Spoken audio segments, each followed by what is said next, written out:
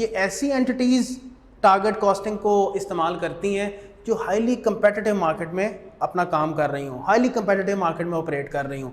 देखें, वो traditional costing system नहीं यूज़ कर सकते। ट्रेडिशनल कॉस्टिंग सिस्टम क्या है भाई, मैंने फॉर इंस्टेंस ये मार्कर बना के बेचना है, तो मैं क्या करूँगा, एक ट्रेडिशनल तरीका क्या है भाई, इतना मटेरियल कंज्यूम हुआ, अब ये ज़रा निकल आओ, डिसीजन मेकिंग से बाहर आ जाओ, CVP से बाहर आ जाओ। मैं बेसिक कॉस्टिंग की बात कर रहा हूँ। क्या करते थे, material consume, direct labour charge, overheads, absorb, total cost आती थी। तो भाई मैं ट्रेडिशनली ये नहीं कर सकता कि भाई इसको बनाने में मटेरियल लगा 5 रुपए का, लेबर लगी 2 रुपए की पर यूनिट और 3 रुपए के ओवरहेड्स लगे, 10 रुपए बन गए, ठीक है। चूंकि मैं अल्लाह वास्ते काम नहीं कर रहा, प्रॉफिट भी मैंने चार्ज करना है, 5 रुपए मैंने प्रॉफिट रखा और 15 रुपए का मार्कर पकड़ के मैं मार्केट में निकल गया, ये मैंने बेचना है। 15 रुपए के साथ मैं जब मार्केट में पहुंचा इस प्राइस के साथ, तो पता चला कि इसी क्वालिटी के सारे मार्कर 10 रुपए के बिक रहे हैं। मेरे से क्यों कोई खरीदेगा?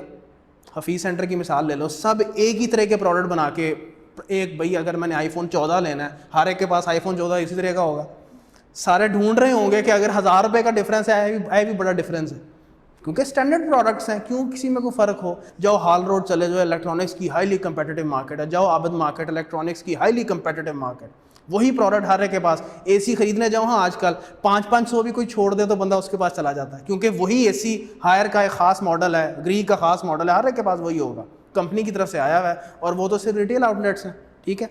तो मैं जब ये मार्कर 15 का लेके गया तो पता चला कि ये तो मार्केट में 10 रुपये का बिक रहा है। तो मुझे फिर क्या करना चाहिए जब हाईली कंपेटिटिव मार्केट में ऑपरेट कर रहा हूँ? कोई मेरे से 15 का तो नहीं खरीदेगा अनलेस इसमें कोई यूनिक फीचर है जो बाकियों में नहीं है।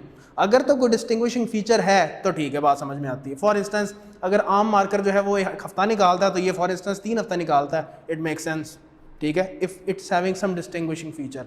मुझे फिर ऐसी एनवायरनमेंट में क्या करना पड़ता है? मुझे चलना पड़ता है रिवर्स।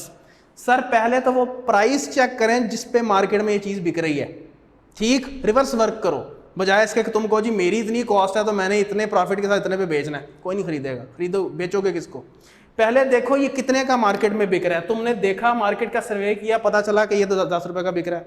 फिर तुमने कहा कि यार वही बात, यार अल्लाह वास्ते तो काम नहीं कर रहा, कुछ मैंने भी प्रॉफिट अपने जेन में रखना है। तो आपने कहा यार चलो हर मार्कर पे कुछ नहीं तो 3 रुपए का प्रॉफिट तो मेरा बनता ही है। तो यहां से क्या निकाल लिया? Target cost. This is the cost that I must have to achieve in if I have to make this thing sure कि मुझे ये प्रॉफिट हासिल हो। ये this is the cost that I should now strive to achieve. अब मैं क्या करूंगा, इससे नेक्स्ट स्टेप क्या होता है? पता चल गया कि ये कॉस्ट पे मैंने ये मार्कर हर सूरत बनाना है। अब नेक्स्ट स्टेप पे कॉस्ट गैप कैलकुलेट किया जाता है। कुछ नहीं है, जो मेरे बनाने की एस्टिमेटेड कॉस्ट है, जैसे मैंने अभी आपके सामने रखी थी, उसको कंपेयर करूंगा किसके साथ? टारगेट कॉस्ट के साथ। ये वही टारगेट कॉस्ट है जो मैंने कितनी निकाली है, 7 रुपए।